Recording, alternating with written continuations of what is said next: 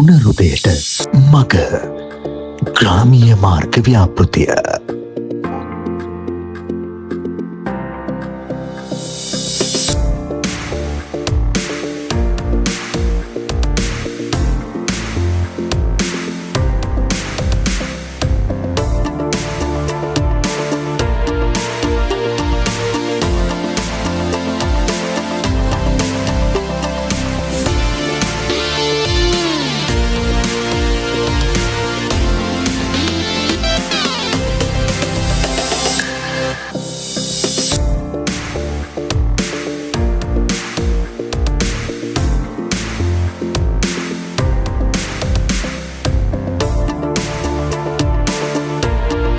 ගමේ පවුල් 600ක් විතර ජීවත් වෙනවා. නොයෙකුත් අවස්ථාවල පහුගිය පැවති ආණ්ඩු වලින් අපිව රැවට්ටුවා කියලා තමයි කියන්න පුළුවන්. කියන්නේ 3-4 පාරක්ම මුල්ගල් තෙලිලා බෝඩ් ගහලා ඒ වෙන අවස්ථාවන් සිදු කරා. නමුත් දැන් මේ වර්තමාන ආණ්ඩුව අපි කවුරුත් දන්නේ ජනතාවාදී ආණ්ඩුවක් විදිහට.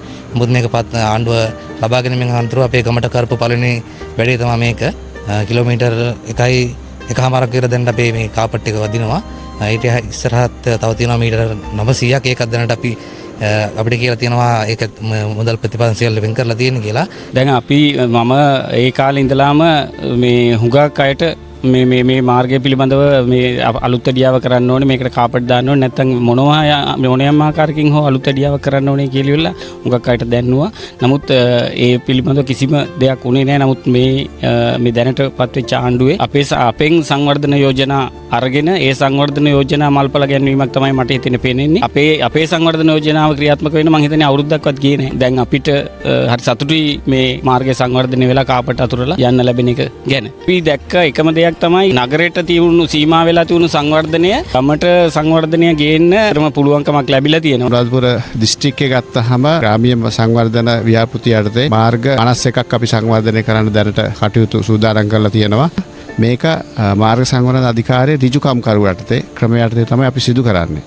ඒක තමයි විශේෂය. ඊට 4ක් පල්ලට කාපට් යොදලා අඩි 2ක, ඒ කියන්නේ 0.6ක විතර පමණ ප්‍රමාණයේ ෂෝල්ඩර් දෙකක් දෙපැත්තට යනවා. ඒකෙන් අපි එතම මේ කාපට් යොදන ප්‍රමාණය ගම්වාසීන්ගෙන් අපි යාළගේ යෝජනා අරගෙන තමයි මේක තීරණය කරේ. ඒ වගේම ඉදිරියට අනිත් මාර්ගات මේ වගේ සංවර්ධනය කරන්න බලාපොරොත්තු වෙනවා. විශේෂයෙන් මේකේ වැදගත් වෙන්නේ ඇත්තටම මේ අපිට දකුණු පැත්තෙන් පේන්නේ රක්ෂිතේ. මේ රක්ෂිතේ ඉඳන් වනාලි නිතරම එනවා. සාමාන්‍යයෙන් හැන්දෑවේ 4:00 5න් පස්සේ වනාලි තර්ජනයට ලක් වෙච්ච ගම්මාන තමයි මේ තියෙන්නේ. මෙතන ඉඳන් වදාගම, මණ්ඩාගල, කොඩිගලගම, රඹාවැව, කිඹුලාකඩ වගේ ගම්මාන. ඇත්තටම මේ ගම්මානවල ජනතාවට හදිස්සියකදී පාරේ පයින් යනවා තියා බයිසිකල් එකක් යන්න බැරි මට්ටමක් තිබුණා.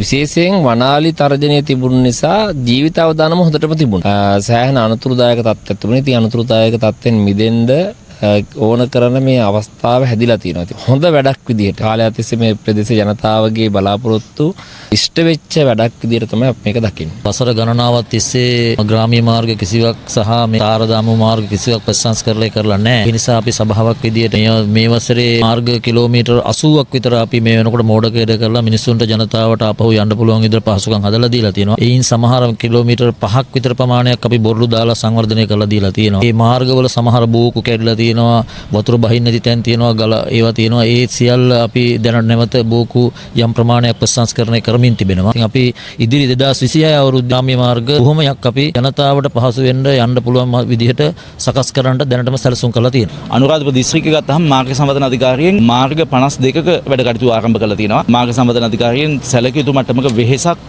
දරමින් මේ පාරවල් දිගරමින් තියෙනවා. බොහෝ ඒවා අවුරුදු 10ක් 15කින් තමයි ප්‍රතිසංස්කරණ කටයුතු සිද්ධ වෙන්නේ. ඒ නිසා අපි බලාපොරොත්තු වෙනවා දිස්ත්‍රික්කයේ ග්‍රාමීය මාර්ගවල මාර්ග සංවර්ධනයක් මේ අවුරුද්දේ වෙනවා කියලා. කලාවේ වාසනය ගත්තාම එහෙම නැත්නම් තලාව ප්‍රාදේශීය ලේකම් කොට්ටාශය ගත්තාම තිබුණු දැඩි ලෙස අබලම් වෙලා තිබුණු පාරවල් සියල්ලම අපි මාර්ග සංවර්ධන අධිකාරියට ඉදිරිපත් කළ තිබුණා. ප්‍රාදේශීය සම්බන්ධීකරණ කමිටුවේ අනුමත කළා. ඒ පාරවල් සියල්ල සඳහා මුදල් වෙන් වෙලා තිනවා. ඒ වැඩ කටයුතු බොහොමයක් ආරම්භ වෙලා තිනවා.